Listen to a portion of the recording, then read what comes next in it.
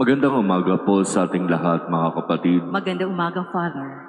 Araw ng Sabado sa ika-20 linggo sa karaniwang panahon, pagdiriwang ng kapistahan ni Santa Rosa de Lima. Sa ating ebanghelyo, mahigpit ang bilin ng ating Panginoon sa kanyang mga alagad at sa kanyang mga tagasunod. Ang mga eskriba at mga pariseyo ang may kapangyarihang magpaliwanag ng tungkol sa kautusan ni Moises. Sila ang binigyan ng kapangyarihan para gawin ito. Kaya marapat lamang na sila'y pakinggan. Dito sa unang punto na ito na sinasabi ng ating Panginoon, kinikilala niya ang kapangyarihan ng mga pariseyo at eskriba na magpahayag tungkol sa kautusan ni Moises.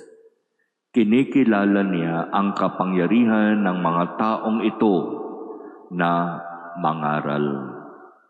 Pero sa pangalawang punto, sinasabi niya, huwag ninyong tularan ang kanilang gawa.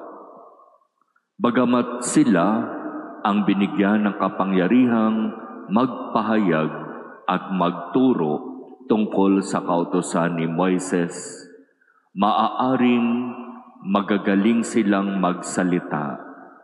Maaaring ang kanilang pagpapaliwanag ay tugma sa kung papaano dapat ipaliwanag ang kautusan ni Moises. Maaaring sa bagay na iyon, tama sila. Pero hindi nakikita sa kanilang gawa, sa kanilang pamumuhay, ang kanilang ipinapangaral. At napakahirap po itong sinasabing ito ng ating Panginoon, sapagkat mas mahalaga ang kung ano ang nakikita sa gawa kaysa sa kung ano ang sinasabi. Sa gawa, makikilala ang tunay na alagad.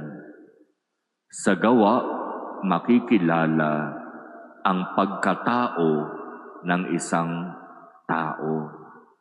Maaaring ang isang tao ay nagtapos ng magandang uri ng propesyon. Maaaring nakapagtapos yan ng hindi lamang isa o dalawa o higit pa na mga propesyon na halos bihirang-bihira ang nakakagawa. Pero ang malinaw na sinasabi ng ating Panginoon, ang mas tignan natin ay ang kung ano ang bunga ng kanyang sinasabi. Huwag tayong padala sa kung ano ang sinasabi ng bibig. Mas tignan natin kung ano ang ginagawa ng kamay at kung papaano isinasabuhay ang tinuturo o ang sinasabi. Kaya nga ang ating Panginoon sa kanyang pangangaral, madalas tinutuligsan niya ang mga eskriba at mga pariseyo. Hindi ninyo isinasabuhay ang inyong ipinapangaral. Mas pinipili ninyo ang kayo ay pagpugayan, bigyan ng parangal, bigyan ng papuri, bigyan ng pasasalamat, kaysa itaas ang inyong mga kamay para kumilos at maglingkod. Kaya nga sa katapusan ng Ebanghelyo ngayon, napakalinaw ng kanyang sinasabi, ang pinakadakila sa inyo ay dapat maging lingkod ninyo.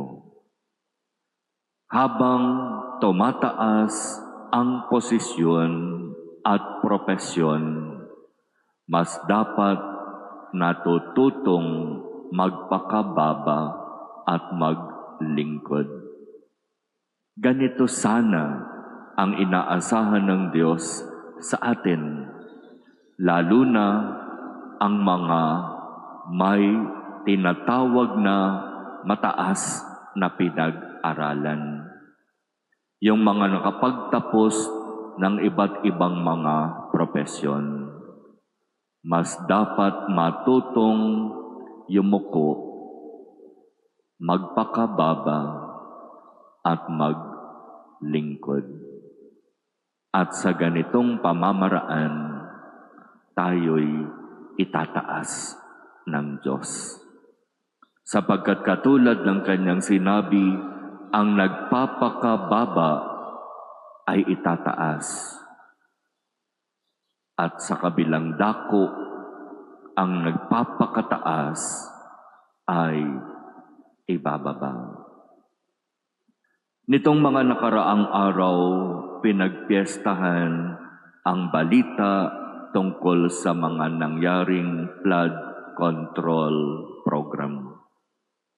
Iba't ibang mga proyekto na binigay sa iba't ibang mga kontraktor. Nagsimula sa mga namumuno sa gobyerno hanggang ibinaba sa mga kontraktor hanggang sa inaasahang ang proyekto ay maisasagawa.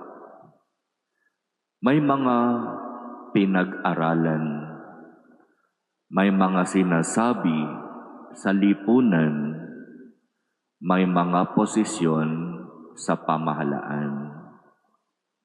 Pero ano ang ginagawa? Ano ang bunga ng kanilang mga ipinapangako at sinasabi sa kanilang panunungkulan?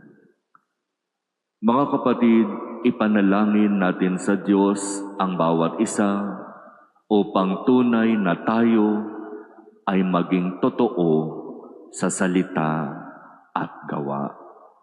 At tunay nating maipakita sa gawa ang katapatan ng ating salita.